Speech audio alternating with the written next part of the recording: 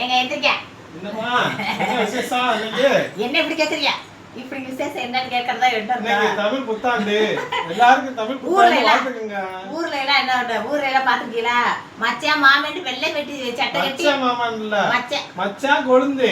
மச்சான் கொழுந்து. கொழுந்து எங்க ஆத்தா பூரா எடுப்பாங்க எங்களுக்கு. ஆமா, அப்புறம் சில்லறையில பூரா ஆம்பளைய மாத்தி அப்படி கை நிறைய வச்சுக்கிடுவாங்க. ஏடுகளுங்க போயிலே போட்டுக்கிட்டே போங்க. அப்புறம் செண்டை வட்டி அடிப்பாங்க, இது ஒட்டுக்குள்ள எடுத்து தடவுவாங்க, ஒருத்தருக்கு ஒருத்தர் விளையாடி அப்படி திரும்ப உங்க கிராமத்துகள்ல. அது ஒரு சந்தோஷம். ஆமா, கிராமத்துல இருக்கிற நடைமுறையில யாருமே பெருசு பண்றதே இல்ல.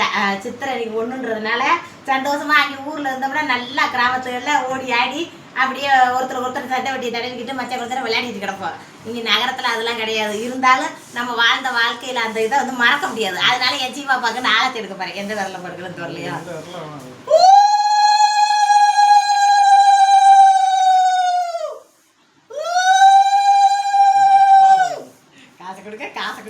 இது எதுக்கு தெரியுங்களா?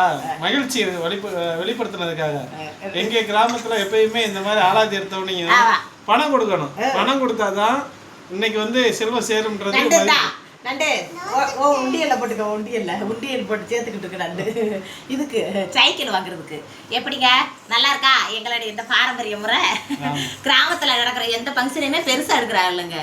அதாவது இப்ப பாருங்க, வெளிநாட்டுல நியூ இயர் கொண்டாடுறாங்க, அதை எப்படி வெடி வெடிச்சு எப்படிலாம் கொண்டாடுறாங்க. ஆனா பாருங்க கிராமத்துல நடக்கிற இந்த மாதிரி விஷயங்களை நடத்துறாங்கல்ல. சரி விடுங்க, நம்ம 1-2 பேர் இருக்கிறவங்க இதை ஞாபகப்படுத்துவோம் மக்களுக்கு.